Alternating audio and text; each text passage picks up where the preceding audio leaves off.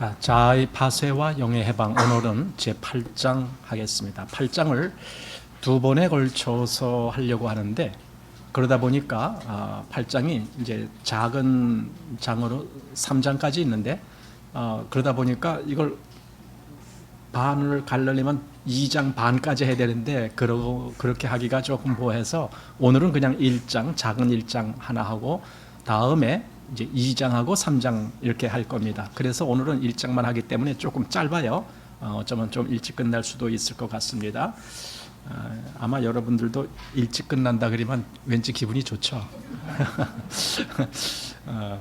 자, 8장 8장 제목이 인상과 영의 상태라는 겁니다. 참 이게 제목 자체가 좀 뭔가 그 인상이라는 게 인상 그러면 우리 다 알잖아요.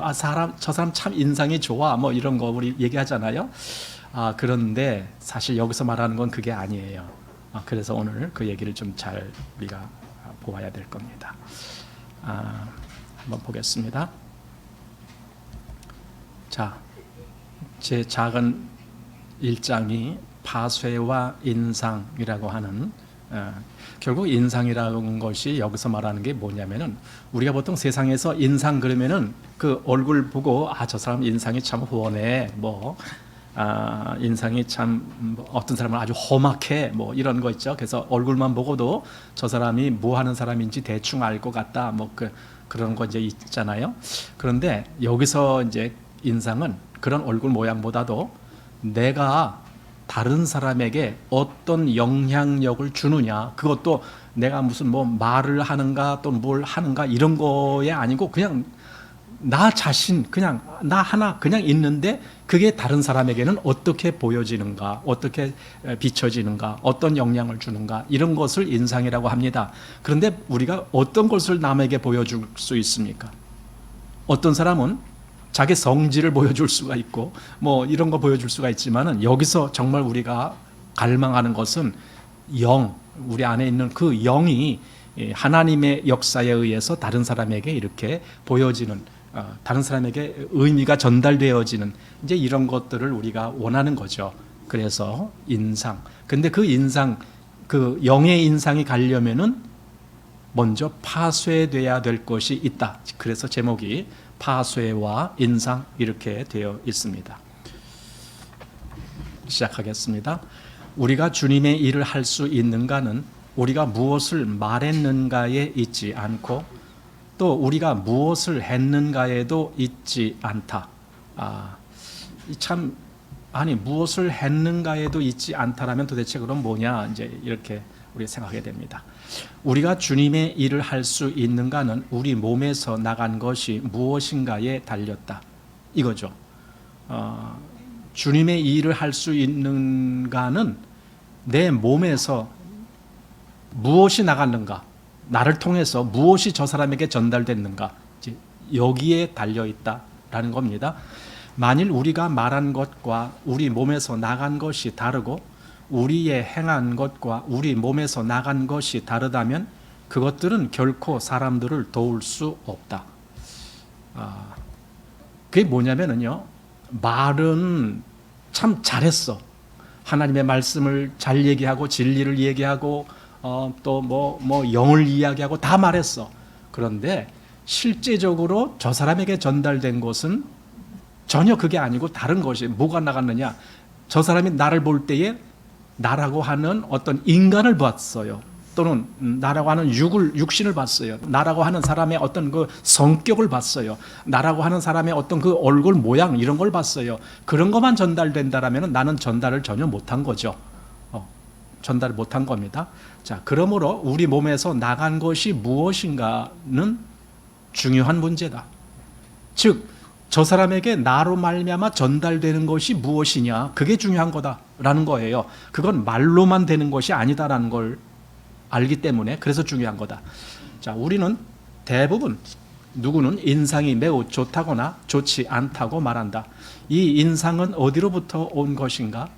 인상은 그의 말에 근거하지 않는다.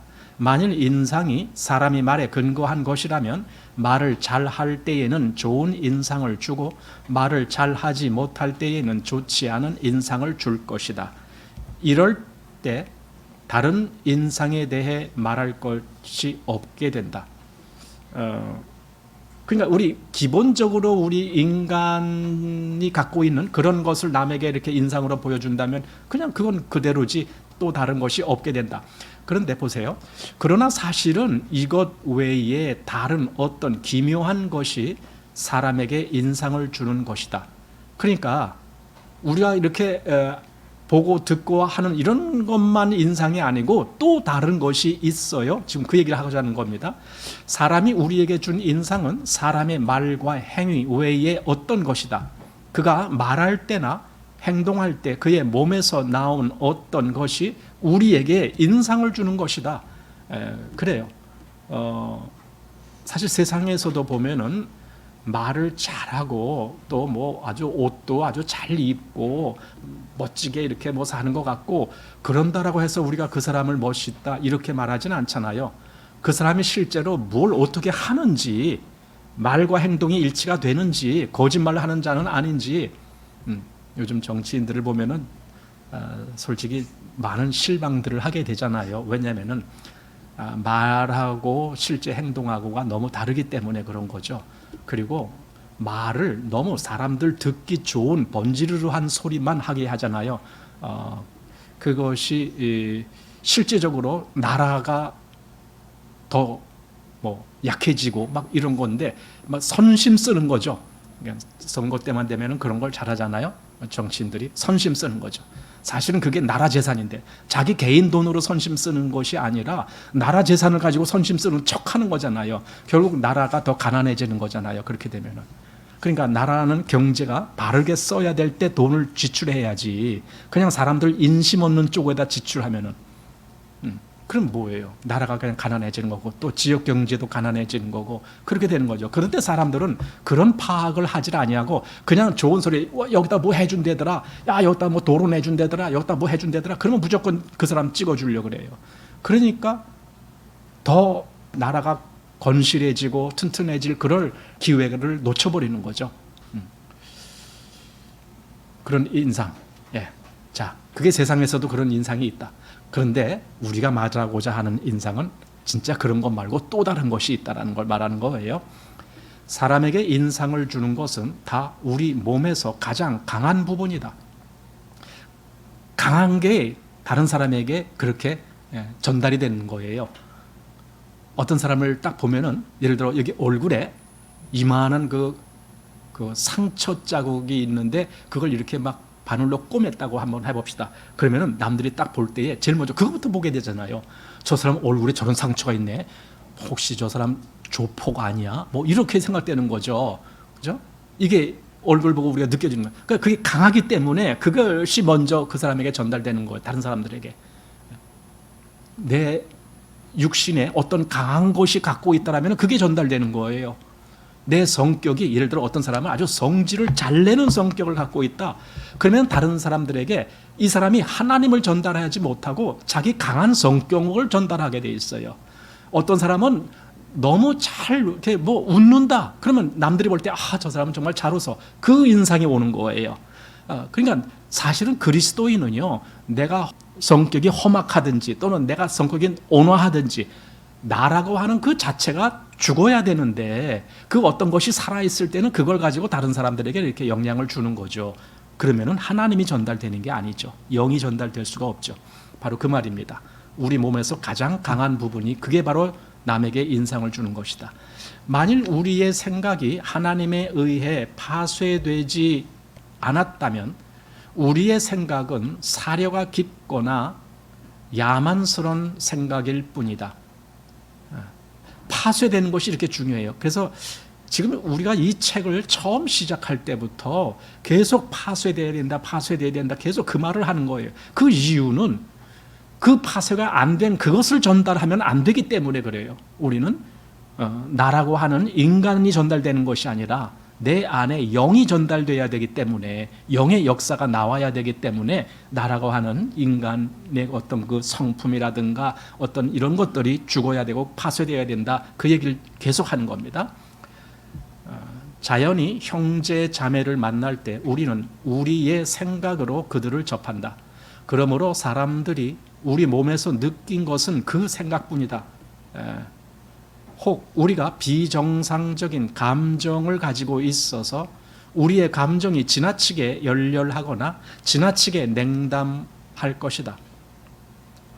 이렇게 우리의 감정이 주님에 의해 파쇄되지 않은 결과 우리가 사람들과 왕래할 때 우리의 감정이 흘러나오게 되고 우리 몸에서 사람들이 받은 인상은 우리의 감정이 된다.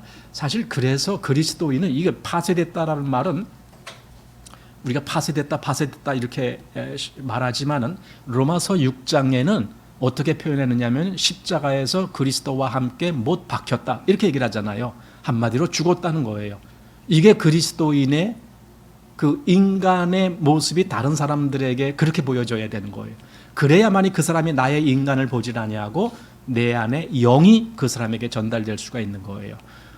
그러니까 그런데 사실 그렇게 하는 사람을 우리가 보기는 매우 어려워요. 대부분은 그 인간의 잘난 것을 가지고 드러내잖아요. 노래 잘하는 사람은 노래로, 얼굴이 훤한 사람은 그걸로, 말 잘하는 사람은 그 말빨로, 또 지식이 아주 풍성한 사람은 그런 걸 가지고 이렇게 자꾸만 그런 걸 드러내니까 정작 하나님이 전달되는 게 아니죠. 자, 우리 몸에서 가장 강한 부분이 무엇이면 우리 몸에서 나간 것도 그것이며 사람들이 받은 인상도 그것이다. 우리가 우리 자신의 말과 행위를 제어할 수는 있지만 우리 몸에서 나간 것을 제어할 수는 없다. 이미 저 사람에겐 갔어요. 저 사람이 나로부터 그런 영향을 받았어요. 그런데 내가 더 이상 그걸 어떻게 하느냐고요. 이미 갔는데, 저 사람이 받았는데. 나간 것은 우리는 제어가 안 되는 거예요. 그러니까 나가기 전에 제대로 된 걸 나가게 해줘야 되는데, 자, 자연히 당신이 갖고 있는 것이 무엇이면 당신에게서 나간 것도 그것이다. 열왕기 하 4장에 수넴 여인이 엘리사를 영접한 일에 대해 성경은 이렇게 말한다.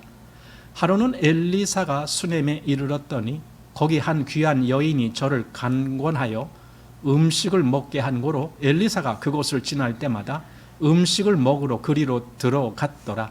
여인이 그 남편에게 이르되 항상 우리에게로 지나는 이 사람은 하나님의 거룩한 사람인 줄을 내가 아노니, 이런 말이 있습니다. 자, 지금 이 수넴 여인은 엘리사를 보고 저 사람은 하나님의 거룩한 사람이다, 이렇게, 즉 그게 인상이에요. 그러니까 엘리사가 그 여인에게 그 인상이 가게끔 그렇게 처신을 한 거죠. 그렇다고 엘리사가 그 여인에게 내가 하나님의 거룩한 사람이야 말을 한다거나 또는 그래서 무슨 기적을 행했다거나 그런 건 전혀 없어요. 그럼에도 그 여인이 그를 볼 때에 저 사람은 하나님의 거룩한 사람이다. 아브라함이 그 이방 사람들 앞에서 어떤 인상을 줬는지 이방 사람들이 아브라함을 보고 그렇게 불러요. 당신은 우리 중에 여호와의 방백입니다, 이렇게 말하잖아요. 이런 것들이 다 인상이죠.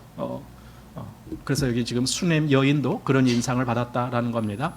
자, 엘리사가 수넴을 지나갈 때 그는 한편의 메시지를 전한 적도 없고 기적을 행한 적도 없었다. 그는 거기를 지날 때마다 그 집에 들어가 음식을 먹었었다. 그게 다예요. 그게 다예요.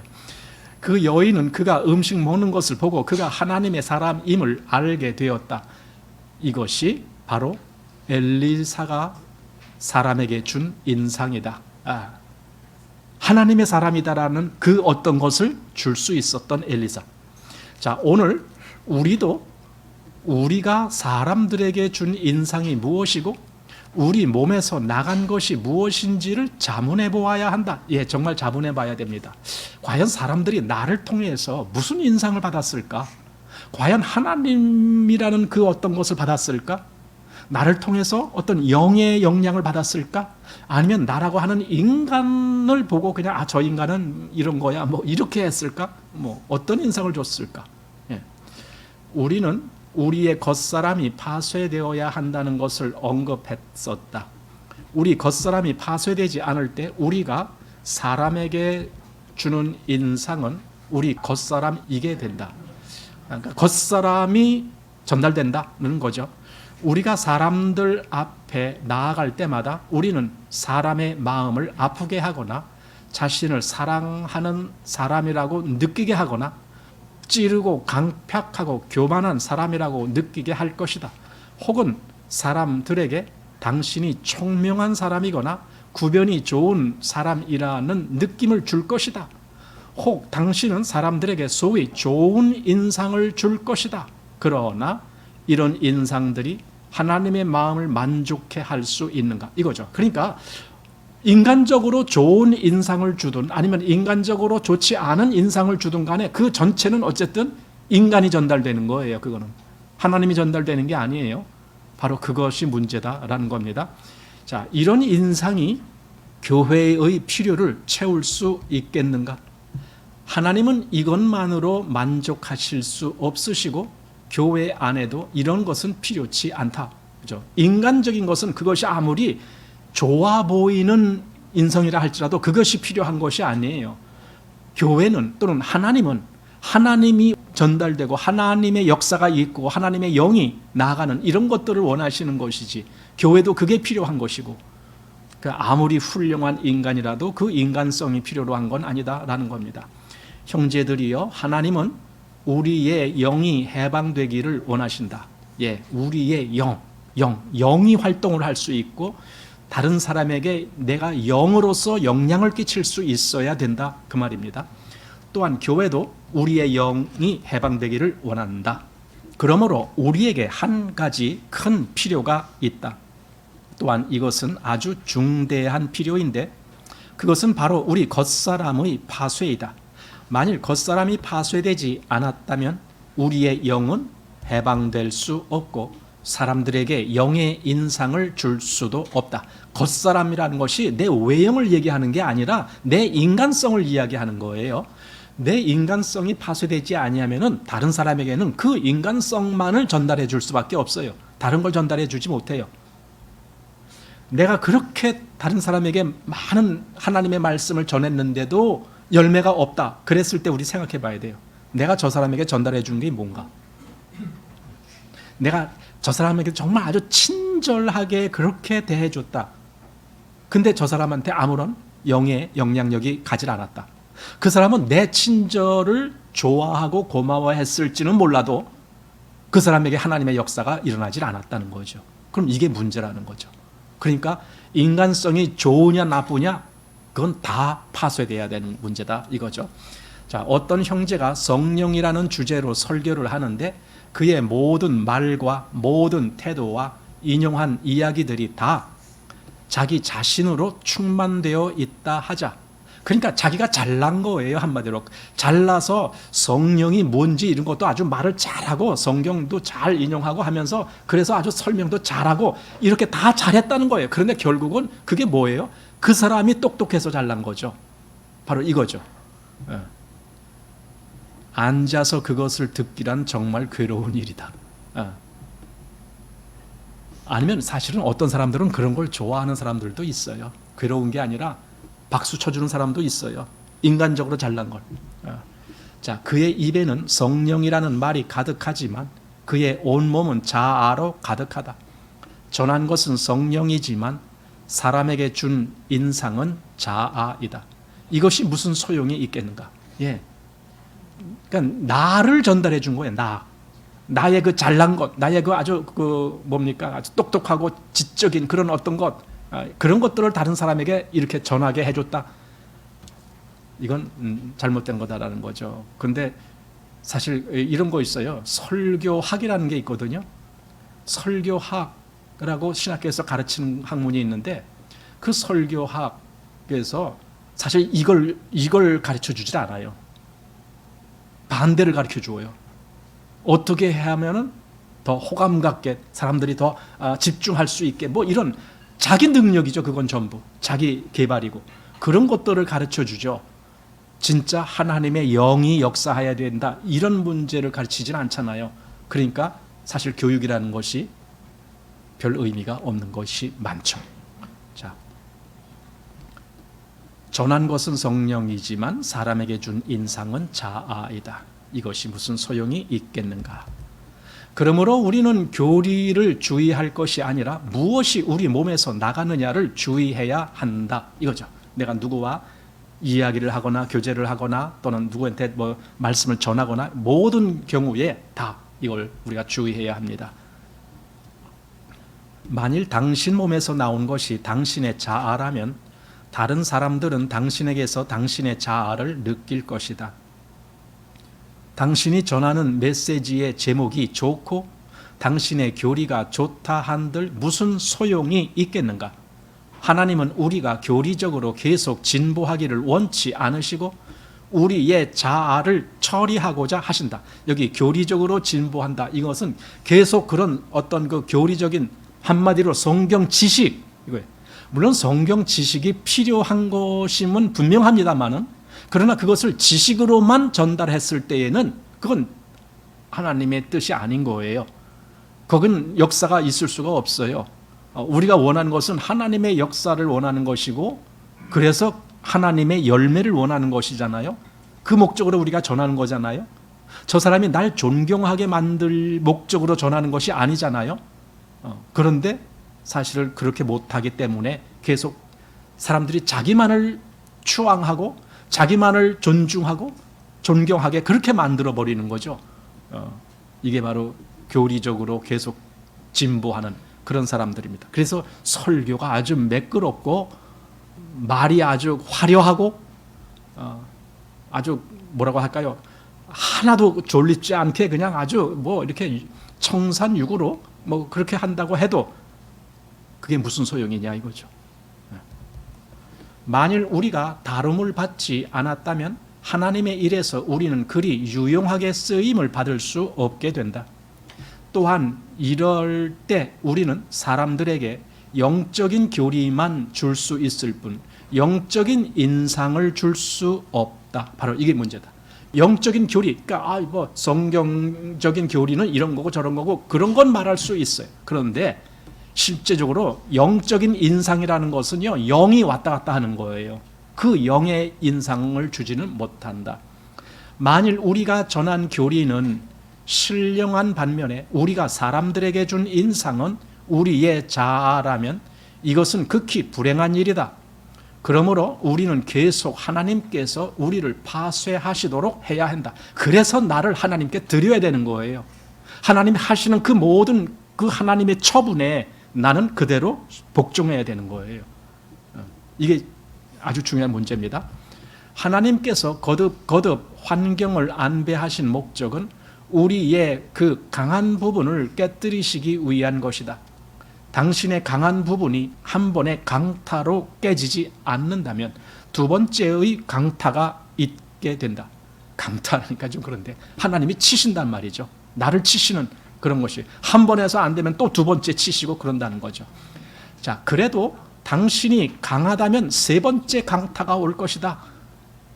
하나님은 당신에 대해 풀어놓지 않으신다. 당신의 강한 부분이 깨뜨려질 때까지 그분은 역사를 멈추지 않으신다. 정말 우리가 이렇게 하나님으로부터 계속 강타를 맞을 때, 하나님이 나를 계속 치실 때, 그걸 하나님이 치시는 걸 빨리 알아차릴 수 있다면 얼마나 좋으냐 이거죠. 우리는 그래야 돼요. 깨어 있어야 되는 거죠. 한마디로 지금 하나님이 날 다루시고 계시는구나 하고 깨어 있어야 되죠. 우리에게 닥치는 어떤 환경과 어떤 여건과 또는 어떤 사람을 만남과 모든 것을 통해서 하나님이 나를 다루신다라는 거예요. 그래서 우리 이전에 그 성령의 안배라는 걸 우리가 보았잖아요. 성령의 안배, 환경까지도 다 나를 깨뜨리시기 위한 환경으로 이렇게 마주치게, 마치 야복나루에서 그 야곱이 하나님의 사람하고 씨름하듯이, 그래서 야곱은 결국 거기서 깨지잖아요. 완전히 당신이 나를 축복해 줘야 됩니다. 이게 뭡니까? 내 스스로 할 수 있는 것은 다 소용없습니다를 고백하는 거 아닙니까? 당신이 축복하기 전에는 내가 갖게 하지 않겠습니다. 그 얘기가 그거예요. 난 당신 축복이 꼭 필요합니다. 야곱이 거기서 자기의 모든 재간을 다 포기하는 거죠. 내가 잘났다라고 하는 걸 다 포기하는 거죠. 이런 환경을, 그러니까 앞에서 에서가 400인을 데리고 막 지금 달려오고 있습니다. 그것도 성령께서 그렇게 안배하시는 거예요. 왜? 야곱을 깨뜨리려고. 그래야 야곱이 깨지니까. 그 말이거든요. 자, 성령이 우리 몸에서 이루신 통제는 일반적인 말씀을 듣는 것과 다르다. 말씀을 들을 때에 우리는 일반적으로 먼저 생각의 이해로 시작하여 몇 개월이나 며칠이 지난 후에 비로소 그 진리 안으로 인도된다. 이것은 말씀 듣는 것이 먼저이고 진리 안에 들어가는 것은 나중임을 보여준다. 사실 바로 이런 거예요. 예를 들어 우리가 지금 이렇게 주일날 뭐 설교를 통해서든 뭐 이렇게 해서 말씀을 듣잖아요. 그래서 여러분들이 그 말씀을 이제 알아들었어요. 그런다라고 해서 여러분이 그 진리 안에 들어간 건 아닙니다.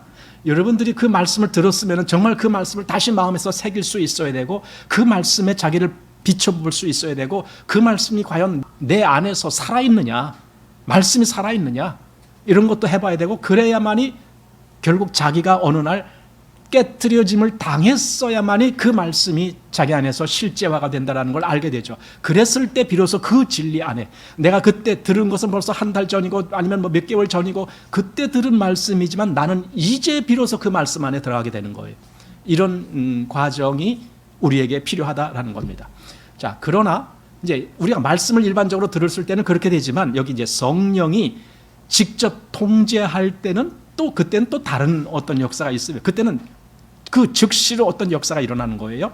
자, 성령의 통제는 이와 같지 않다. 성령의 통제의 한 가지 특징은 당신이 그 진리 안으로 들어갈 때가 바로 그것을 얻을 때라는 것이다.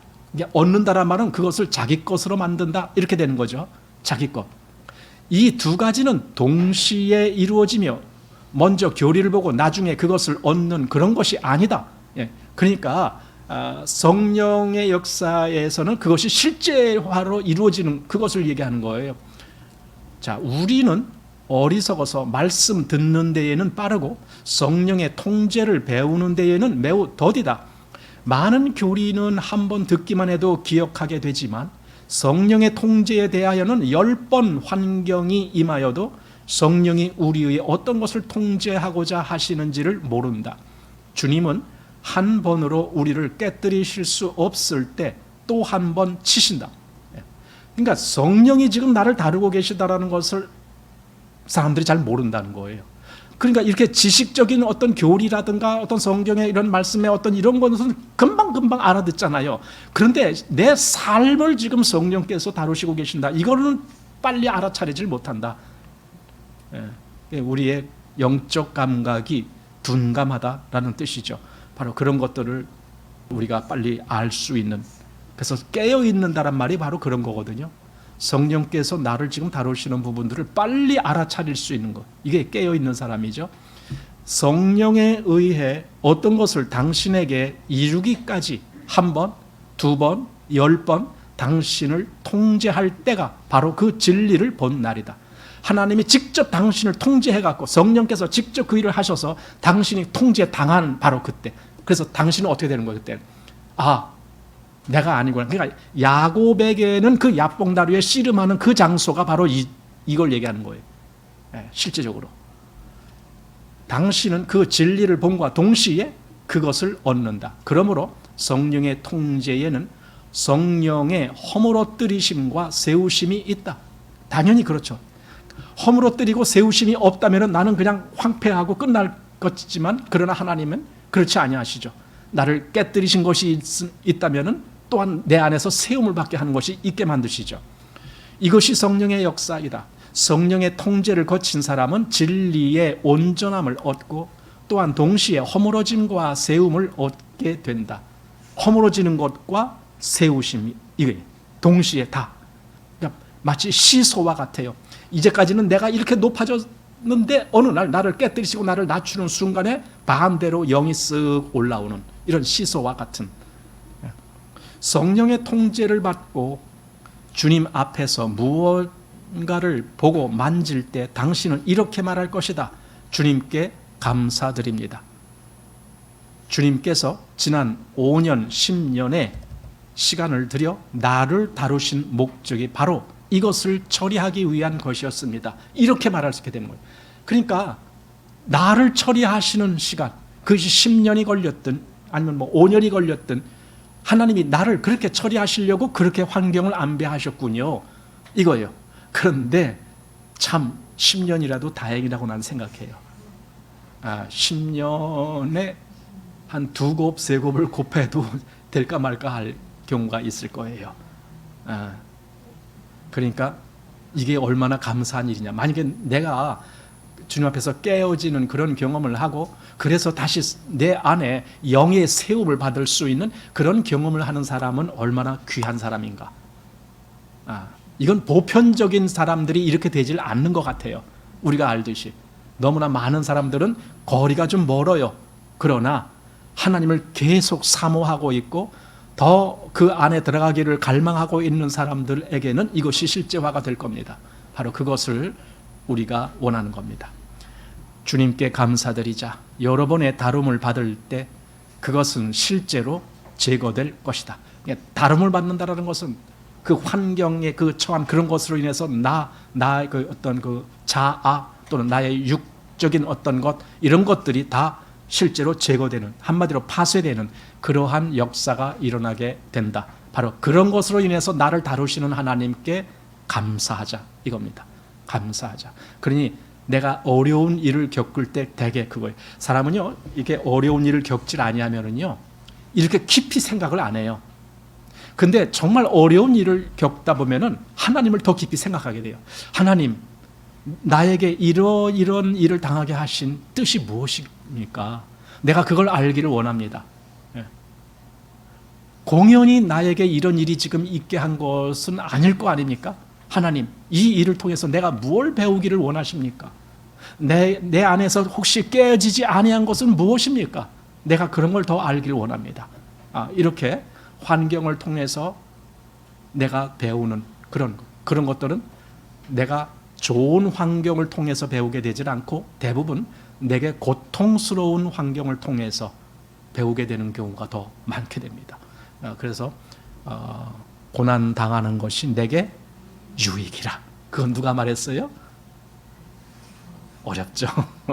어쨌든 그런 말씀이 있어요. 고난 당하는 것이 유익이라니. 아니 세상에 그게 진짜일까? 어떤 사람은 그렇게 반문할지 몰라요. 그러나 이 경험을 해본 사람은 이 감사를 하게 되겠죠. 예, 하나님 감사합니다. 나로 그 고통을 겪게 하신 것, 오히려 그것이 내게 유익이 되었습니다. 그러니 감사합니다. 아마 그렇게 말을 할 수가 있을 겁니다. 그래서 오늘 이렇게 짧게 끝납니다. 여러분, 짧다고 그게 다 유익되는 건 아닙니다. 어떤 때는 더 길게 한 것이 유익이 될 수가 있습니다. 속으로는 아니 왜 오늘 이렇게 길어요? 힘들어 죽겠네요. 하지만 그걸 통해서 여러분에게 깨어질 것이 있을지 모릅니다.